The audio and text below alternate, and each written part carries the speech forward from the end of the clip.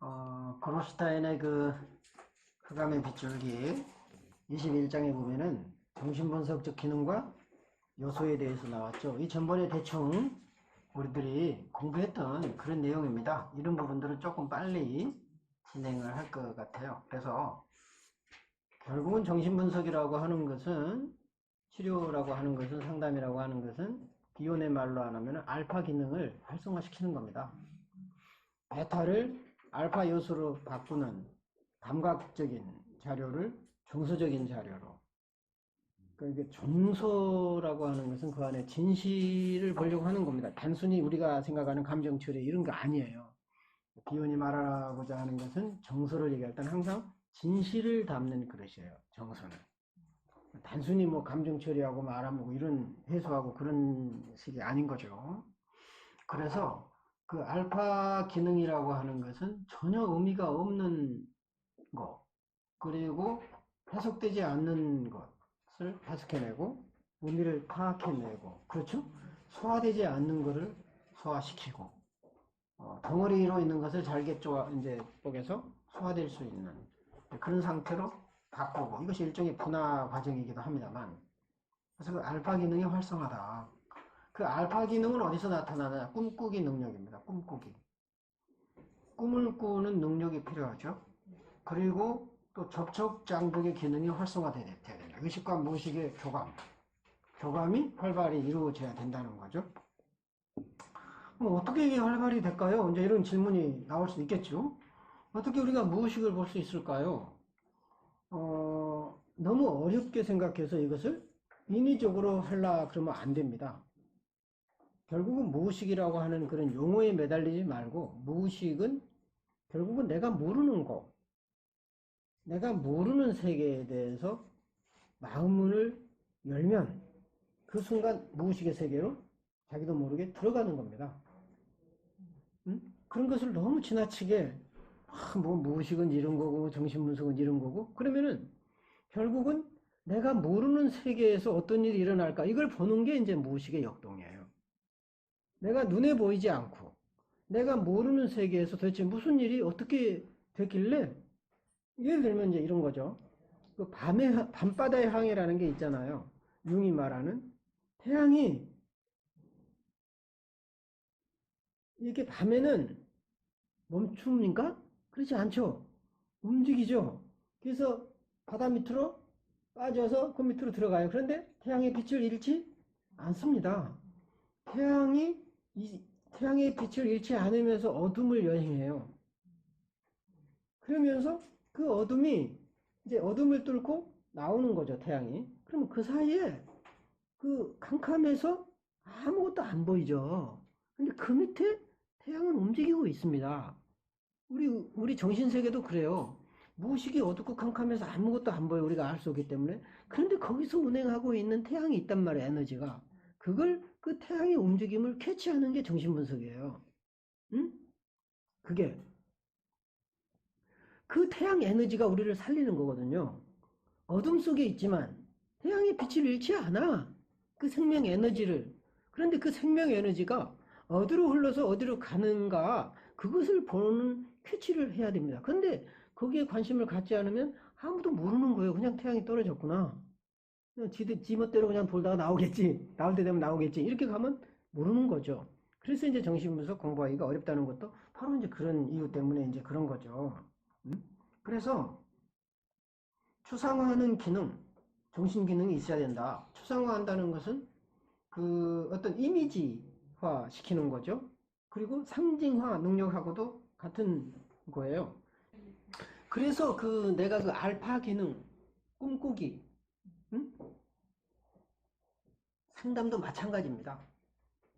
그 꿈꾸기 기능, 알파 기능을 활성화시켜야 된다는 거죠. 상징화시키는 작업. 그 다음에 정신분석적인 요소들로서는 뭐가 있다고 그래서 제일 중요한 것은 뭐죠? 담는 것과 담기는 것이에요. 정신분석의 요소는. 내가 그렇잖아요. 무엇을 담을 거며 무엇이 담길 것인가. 그리고 그 과정에서 담고 담기는 것을 보면 PSD가 왔다 갔다 하는 거죠. 때로는 편집 분열 자리에 있다가, 때로는 우울 자리에 있다가, 이것이 왔다 갔다 하는 거죠. 항상 발전적인 것만은 아니라는 거죠. 그리고 LHK, 그리고 R은 이성이고 I는 아이디어. 이런 이제 그 요소들을 보고요. 그러니까 사랑의 감정이 서로 교감이 되느냐. 그럼 마이너스 L은 미워하는 게 아니라 사랑의 감정을 없애버리는 거예요. 증오하고는 달라요. 그거는 일종의 무관심이에요. 그러니까 마이너스 L이나 마이너스 H는 일종의 무관심입니다. 그리고 정서 자체를 제거해버리는 작업이 미워하는 마음도 없애고 사랑하는 마음도 없애고 이게 가장 무섭죠. 가장 무서운 거예요. 투명인간인 거죠. 그래서 이게 이제 왜 미워하는 사람보다 미워하는 마음을 없애버리고 또 사랑하는 마음을 없애버리는 게 가장 큰 병리적이죠. 그래서 비혼이 이런 용어를 해낸 겁니다. 우리는 자꾸 사랑하느냐 미워하느냐 이렇게만 따지잖아요. 그것이 아니라 미워하는 건 건강한 거예요. 어찌 보면 그렇잖아요. 미워할 대상한테 미워하는 건데 근데 미워할 대상인데 안 미워해. 좋아하지도 않아. 그럼 뭐예요? 영원히 죽은 거죠. 영원히 죽은 거예요. 그게 위험한 거예요. 그게. 굉장히 이런 비혼의 언어가 치료적입니다. 어떻게 임상적이고 임상에서 왜 이런 걸 고려해야 되는가. 그래서 놀라워요. 놀라운 정말 발상이에요. 이런 표기법이라든가 언어가. 그리고 이제 정신분석적 탐구를 할 때 정신분석에서 차지하는 그 요소들이 있죠. 응? 그것은 정신분석을 쓰는 도구들이죠. 일종의 여기는 정신분석적 도구입니다. 도구가 뭐죠? 감각, 신화, 열정. 열정은 정서죠. 그래서 어떤 감각자를 어떻게 다룰 거냐. 그리고 신화, 그 다음에 열정, 꿈꾸기죠. 신화, 꿈사고, 그리고 열정. 이것이 어떤 좌표의 세로행의 사고의 발전 과정을 보여줘요. 이것이 바로 이 과정이. 그리고 사고의 발전 과정을 보여주는 도구들인 거죠. 그러니까 우리가 감각자료, 베타 자료를 어떻게 우리가 활용하느냐. 그렇죠? 이것이 어떻게 알파 자료로 바뀌느냐. 그리고 어떻게 이게 꿈사고로 이어지냐. 그리고 이게 어떻게 정서적 진실로 드러나느냐.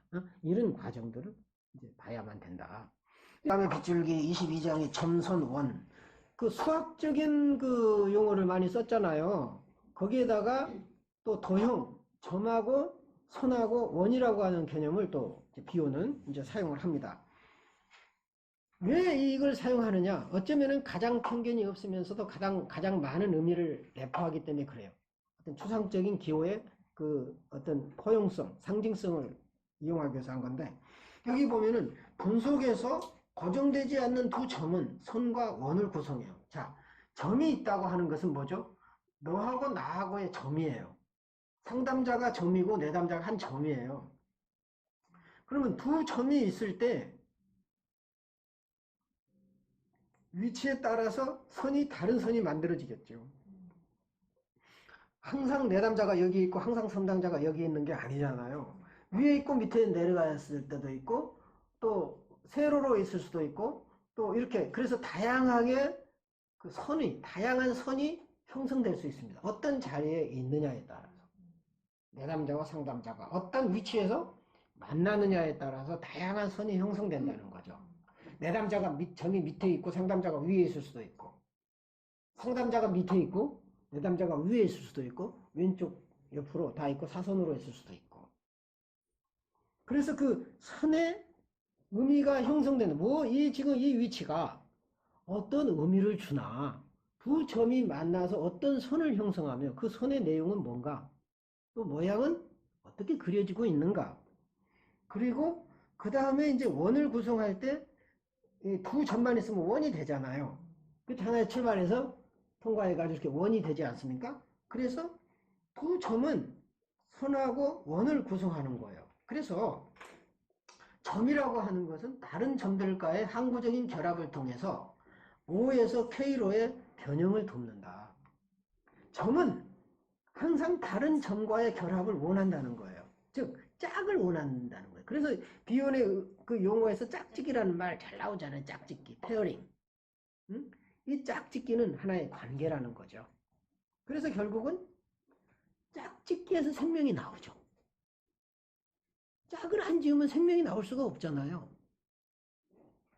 남자와 여자가 짝짓기를 하고 암과 수가 짝짓기를 해야 생명이 나오는 거죠. 그렇듯이 상담자와 내담자가 짝짓기를 해야 돼. 어떤 형태로든.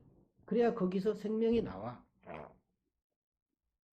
짝짓기라고 하는 것은 정서적 주파수 맞추기하고 같은 얘기예요. 어떤 그래야 O에서 K로의 변형을 돕는다는 거죠. 수학과 점. 수학은 비인격적인 순수한 연구를 가능하게 한다. 점이나 선이나 도형을 하면은 인격적인 게 개입이 안 되면서 많은 것을 내포하게 한다는 의미에서 수학적을 썼습니다. 그래서 점이 젖가슴을 의미한다면 선은 페니스를 의미할 수 길고, 그죠? 두 선이 만나고 점이 젖가슴을 의미하고, 그럼 원은 뭘까?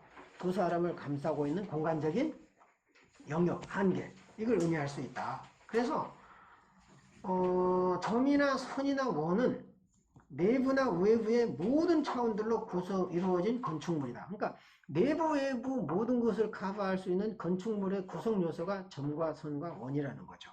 그래서 어떤 원을 이제 우리가 그리고 있느냐, 그런 것을 여러분들이 이제 봐서 수학적인 기호를 쓰는 이유가 좀 더 그 많은 의미를 내포하고 편견을 갖지 않는 이제 그런 차원에서 표시하기 위해서 이런 것을 쓴다 하는 얘기를 쭉 해요. 여기 보시면은 이제 그런 말이 나와요. 그 368쪽에 보시면은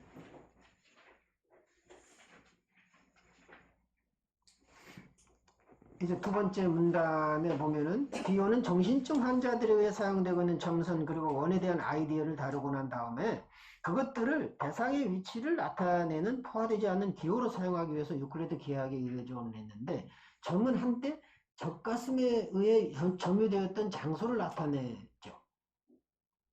정신분석적 사고죠. 뭡니까? 이것은 구강기에 해당이 되겠죠. 그죠? 빨기. 응? 그리고 선은 뭐예요? 남근기. 응? 이제 남근기에 해당이 되겠죠. 아버지를 알기 시작할 때. 그죠? 그래서 이제 선이 되는 거고. 그래서 한때 페니스가 있던 위치. 그리고 그것의 미래나 과거, 그것이 과거에 있거나 사라진 것을 또 나타낸다. 원은 공간적 한계를 나타낸다. 정확하면 이 기호들은 정상적인 개인을 위한 공간 구조를 정의한다. 그러나 그것들이 부정적인 실체들이 될 때, 점과 선과 원이 마이너스 부호를 될 때는 관계를 못 맺죠. 그렇죠? 관계 맺어야지 플러스죠. 마이너스 하면 관계를 거부하는 것이 되겠죠. 그래서 마이너스 K가 되는 거예요. 외면한다는 거죠. 알려고 하질 않아요. 자, 여러분들이 상담을 하다가 어떤 이론이 더 끌릴 때가 있어요. 그죠? 아, 이건 재미가 있다. 사람마다 기호가 다르니까. 그러면 이건 많이 채우고 딴 거 배울 필요 없어. 이래버리면 관계를 못 맺는다는 거죠. 그런다고 해서 막 아무거나 섭렵해가지고 잘할 필요는 없어요. 어떤 자기가 잘하는 정말 어떤 분야를 잘 발전시키면서 다른 것하고도 늘 관계 맺기를 시도해야 되는 겁니다. 그렇죠? 응? 중심을 잡아야죠. 근데 그 상담에서도 이제 이제 비원이 말하는 이제 여기 이제 23장에 좌표가 나오잖아요. 그래서 그 좌표는 중심 잡기예요.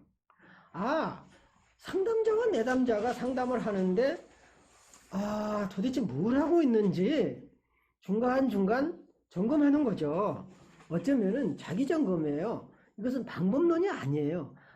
내가 베타에서 알파로 바꿔야지. 그 다음에 꿈사고로 가야지. 그 다음에 정개념화로 이끌고, 그 다음에 개념화로, 그 개념으로 이끌어서 이렇게. 아니야. 이것은 방법론이 아니에요. 내가 상담을 했는데 어떤 상태에 있는가? 순행 방향으로 가고 있는가? 아니면 역행 방향으로 가고 있는가? 그렇죠. 또 가로 열이죠. 가로 열은 아, 내가 정의를 내렸는데, 그 다음 단계는 뭐지? 아, 이거 아닐까? 할 때까지는 좋았는데, 불안하죠, 또. 그러니까, 확실한 답을 주기 위해서, 얘는 경계성 인격장애야. 얘는 자기애성 인격장애야. 딱 정해놔버리면, 그 다음은 이제 쉽죠. 왜냐면, 그거 책 찾아보고, 방법론 찾아보면 쉬우니까. 그래가지고, 이제, 그 딱 정한 순간, 뭐가 되죠? 진실하고는 거리가 멀어지고 거짓을 행하게 되고 그 거짓에서 계속 출발해서 삼천포로 빠지는 거죠. 그래서 여러분은 그래서 그게 이제 싸이라고 그랬잖아요. 푸시 그래서 이제 여기서는 이제 푸싸이라고 나오는데 원래는 싸이로 읽어야 돼. 영어로 읽으려면. 그래서 이것은 거짓이에요. 거짓. 그래서 되게 일본에서 이제 정의적 가설을 내리고 되게 거짓을 행하다가 헤매다가 3번으로 가요. 대체로는. 일본에서 3번으로 표기로 바로 가는 법은 별로 없어요. 대체로는 거짓말도 하다가 뭐 그렇게 가기도 합니다만. 그래서 이제 여기 그 좌표를 보시면 보십시오. 1번 조약. 좌표의 세로행은 베타에서 알파로 그다음에 꿈사고로 이렇게 가잖아요. 그렇죠? 세로행은 담기는 것, 즉 환자, 담기는 대상이죠. 그죠? 담기는 대상인 환자의 사고 발달 과정을 보여줘, 보통은.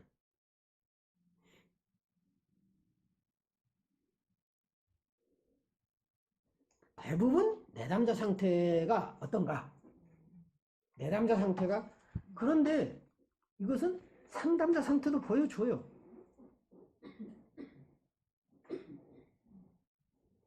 근데 상담자 상태를 표현하려면 되게 신경질 나죠.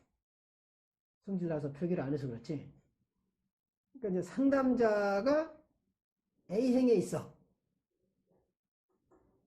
그러니까 상담자가 그 베타 상태에 늘 있는 거죠. 그런데 이제 내담자도 베타 상태에 있는 거야. 어떻게 될까? 그러면 이게 좌표 여러분 어디로 나올까요? A6가 되겠죠. 둘이 서로 똥 싸다가 말어.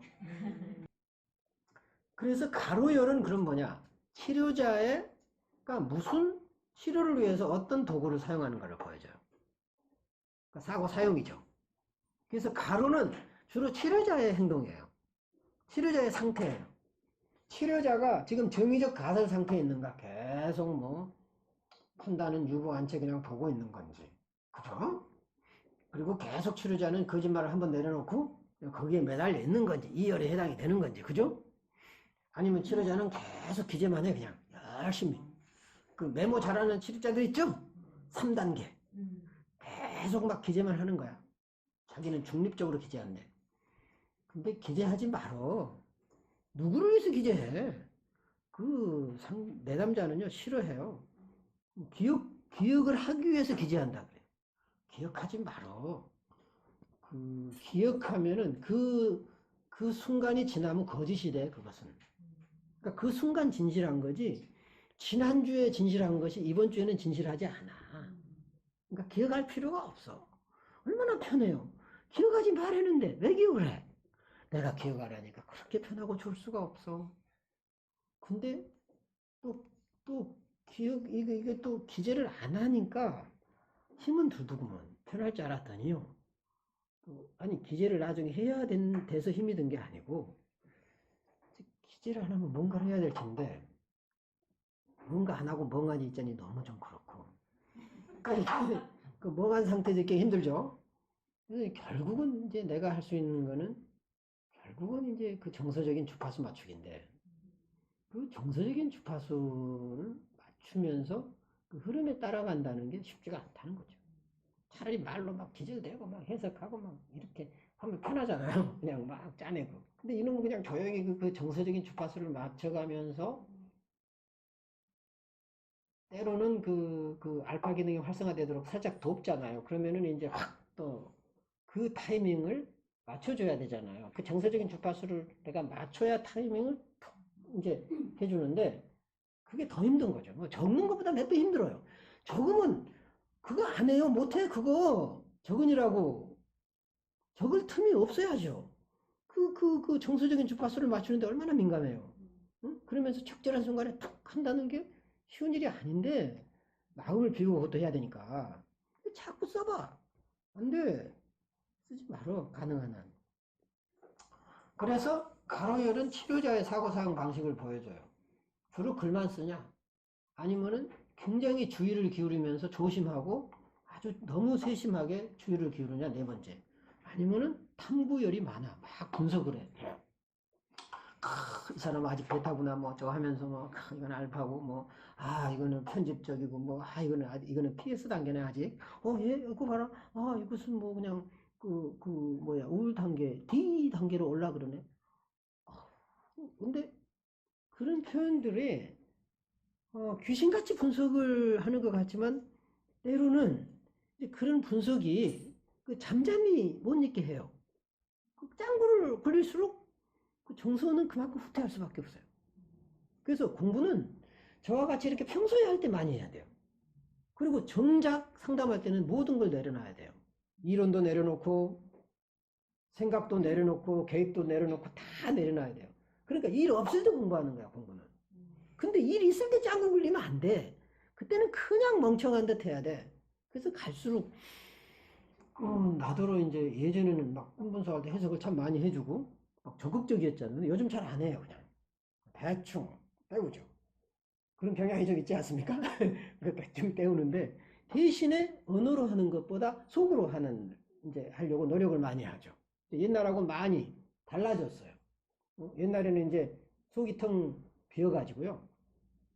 써먹을 게 없더라고요. 왜냐면 내가 정서적으로 메말라 있어가지고 이 정서적인 주파수도 뭔지도 몰랐고 맞추기도 힘들고 알 수도 없어요. 그냥.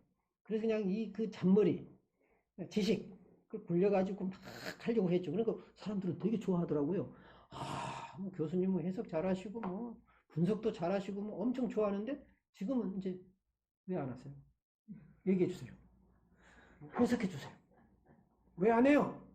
나는 몰라. 아이씨 몰라. 몰라서 안 해. 그 뭐 몰라. 해석을 잘 못하겠어요 이제.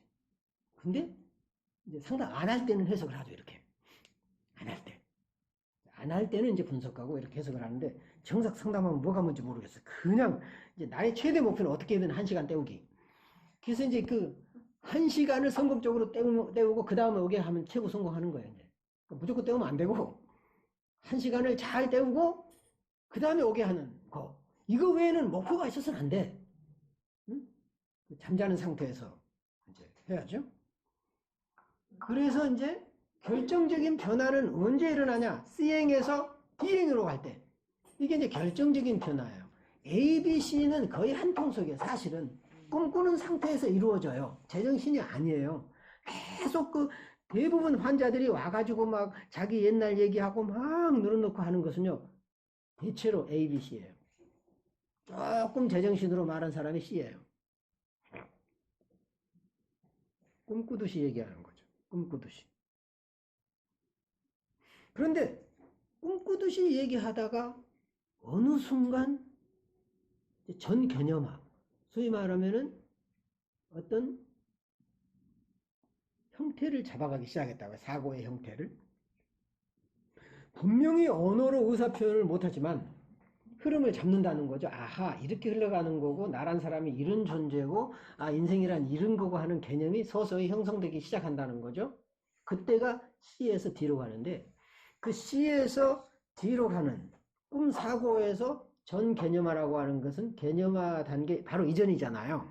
개념으로 형성되기, 언어화되기 바로 이전 단계입니다. 그러니까 이제 진짜 사고가 언어로 표현되기 바로 이전 단계죠. 근데 꿈 사고에 머물러 버리면은 정서는 활성화됐지만 이것이 아직 통합되지 않는 소위 흩어진 상태로 있는 상태겠죠. C 같은 경우는 이것이 조합을 이루고 통합을 하게 되면 하나의 개념을 형성하는데 그 개념을 형성하기 바로 전 단계로 간다는 거죠. 이때가 놀라운 변화라는 거죠. 이 단계가. 그러니까 C행에서 D행으로 가는 게 완전히 그 치료에 획을 긋는데, 여러분이 상담을 하시면서 언제 이 내담자가 C에서 D로 가는가? 이것은 상담자에게도 마찬가지예요. 상담자도 대체로 내가 보니까 C에서 상담을 해요. D도 잘 못 가요. 상담자가 개념이 형성이 안 돼 있어. 왜 상담하는지도 모르고, 인생이 뭔지 모르고, 우주가 어떤 원리로 돌아가고, 생명이 뭐며, 이런 것을 한 번도 고민해보지 못한 상담자들은 다 C예요. 아무리 해도 C야, C. 적어도 D로 가려면, 개념화가 되려면은, 적어도 우주의 원리와 나의 원리가 어떤 관계를 맺고 있고, 이것이 어떤 시스템으로 가는가라고 하는 상관관계를 읽어야만이 개념이 형성되거든요. 개념이. 그런데 그 개념이 형성되려면은 그 개념이 형성되지 않는 사람은 그래서 논문을 못 써요. 논문을 못 쓰는 사람은 뭐냐면은 CS만 맴돌아. 이야기만 맴돌고 이미지는 많고 아이디어는 많은데 조합이 이루어지질 않아. 뒤로 넘어가질 않기 때문에 못 쓰는 거죠. 그래서 대부분의 상담자들도 C에서 머무는 경우가 많다는 거죠. 그렇다면 언제 상담사가 C에서 D로 넘어가는가? 자기 분석을 해보는 것도 대단히 중요합니다. 내담자는 또 언제 C에서 D로 넘어가는가? 이것이 굉장히 분기점이라는 거죠. 그래서 진화하는 O가 개인의 정서적 접촉면과 만날 때 선천적인 전 개념화, D행이죠. 원형적 이미지 형태입니다. 이것을 활성화시킨다. 늘 O는 진화하려고 하죠. 자기를 드러내려고 하죠. 변화하려고 한다는 겁니다.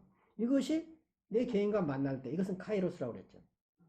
진화하고자 하는 O, 자신을 드러내고자 하는 O, 진실을 드러내고자 하는 O와 나의 정서적인 사건이 만날 때가 카이로스가 되는 거예요. 이것이 카이로스예요. 나와 O가 만나는 그 순간이에요. 그럴 때 어떤 우주 속에 있는 나를 발견하면서 관계성을 보게 되고 개념이 형성될 어떤 준비가 된다는 거예요. 그때. 그렇고요. 되죠? 24장. 흑암의 빛줄 24장 보면은 태아의 정신적인 삶과 출산 이후의 정신적 삶의 분기점. 이것은 융도 얘기를 많이 했죠. 이것은 엄마의 태 안에 있는 상태와 태 바깥에 있는 상태로 융은 소위 자아의 탄생으로 설명을 많이 했어요. 발달 단계로. 그죠? 그래서 그 자아가 엄마의 태 안에 있는 것은 자아 자기 동일시 단계로 얘기를 했죠. 엄마와 나의 동일시.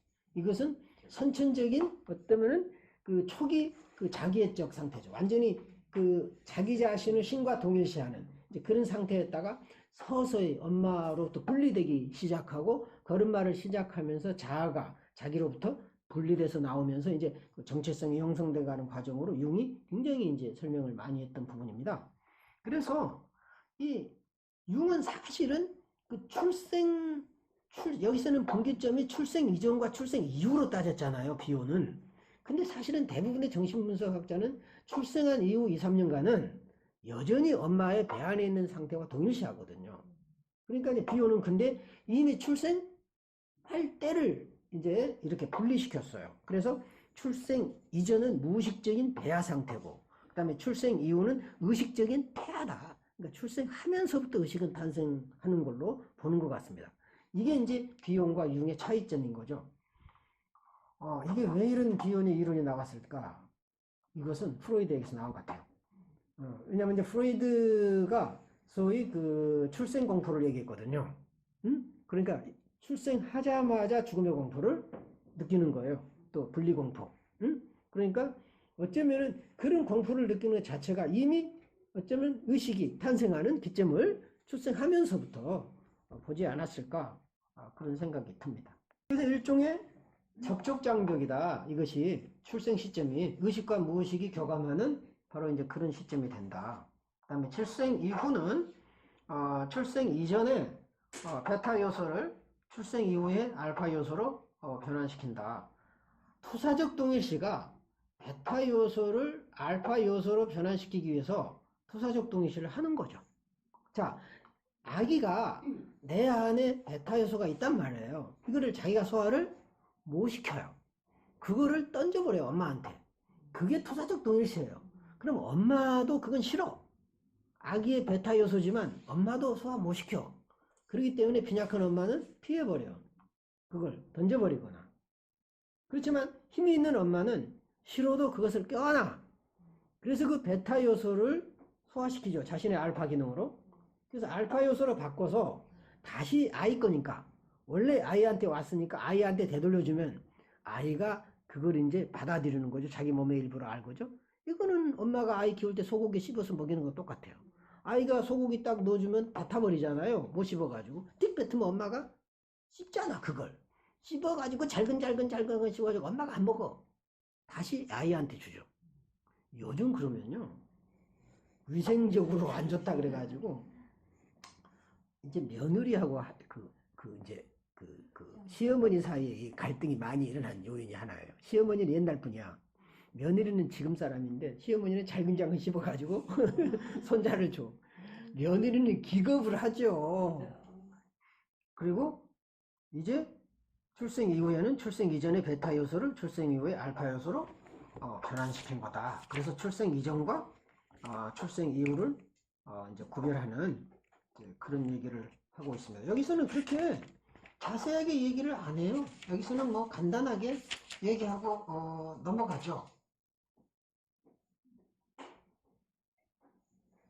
여기 이제 그런 얘기를 했어요. 이제 387쪽에 보면은 그 프로이트의 진술에 의해서 지원을 받았다. 그러면서 자궁 내의 삶과 초기 유아기의 삶 사이에 존재하는 출산 행동이라는 인상적인 분기점에는 우리가 믿고 있는 것보다 더 많은 연속성이 있다. 그 얘기는 의식과 무의식 사이의 그 연속성을 강조하는 겁니다.